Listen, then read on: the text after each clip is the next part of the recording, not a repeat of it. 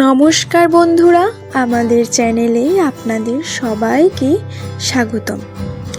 আজ আমরা আলোচনা করব যাদের নামের প্রথম অক্ষর আর, তাদের জন্য 9 মার্চ 2026 দিনটি কেমন কাটতে চলেছে। আপনার নাম কি আর দিয়ে শুরু? তবে 9 মার্চ আপনার জীবনে বড় কোনো পরিবর্তন আসতে চলেছে। কি সেই পরিবর্তন? জানতে ভিডিওটি শেষ পর্যন্ত দেখুন। তো বন্ধুরা, সবাইকে শুভকামনা জানিয়ে শুরু করছি আজকের বিশেষ ভিডিও। জ্যোতিষশাস্ত্র অনুযায়ী নামের প্রথম অক্ষর আমাদের ব্যক্তিত্ব এবং ভাগ্যের উপর গভীর প্রভাব ফেলে। আজ আমরা জানব আর অক্ষরের মানুষদের জন্য 9 মার্চ দিনটি কতটা পজিটিভ হতে চলেছে। আর অক্ষরের মানুষরা সাধারণত আমরা সকলেই জানি খুবই পরিশ্রমী এবং দয়ালু প্রকৃতির হন। আপনারা অন্যের উপকার করতে ভালোবাসেন, কিন্তু অনেক সময় নিজেদের পাওনা গুরুত্ব পান না।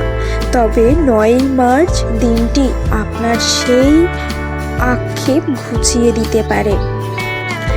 এবার বলি 9 মার্চ আপনাদের কর্মজীবন এবং অর্থজীবন কেমন যাবে। আর অর্থভাগ্য, কর্মক্ষেত্রে দিক থেকে বলতে গেলে কর্মক্ষেত্রে আপনার আটকে থাকা কাজগুলো এই দিন অর্থাৎ 9 মার্চ শেষ হওয়ার প্রবল সম্ভাবনা রয়েছে। এবং যারা ব্যবসার সাথে যুক্ত, বিশেষ করে রিটেল বা কনসালটেন্সি ব্যবসায়, তারা ভালো লাভের মুখ দেখতে পারেন। তবে বন্ধুরা, এই দিনে আপনারা নতুন কোনো বিনিয়োগের কথা ভাবলে অভিজ্ঞ কারো পরামর্শ নিন এবং অফিসের সহকর্মীদের সাথে সুসম্পর্ক বজায় রাখুন, কারণ আপনার কোনো আইডিয়া এই দিনে প্রশংসিত হতে পারে। এবার আসি শিক্ষার দিক থেকে। শিক্ষার্থীদের জন্য দিনটি মনোসংযোগের দিন, বিশেষ করে যারা উচ্চ শিক্ষার জন্য প্রস্তুতি নিচ্ছেন বা কোনো প্রতিযোগিতামূলক পরীক্ষার রেজাল্টের অপেক্ষায় আছেন, তাদের জন্য কোনো শুভ সংবাদ আসতে পারে। এবার আসি পারিবারিক এবং সম্পর্ক নিয়ে।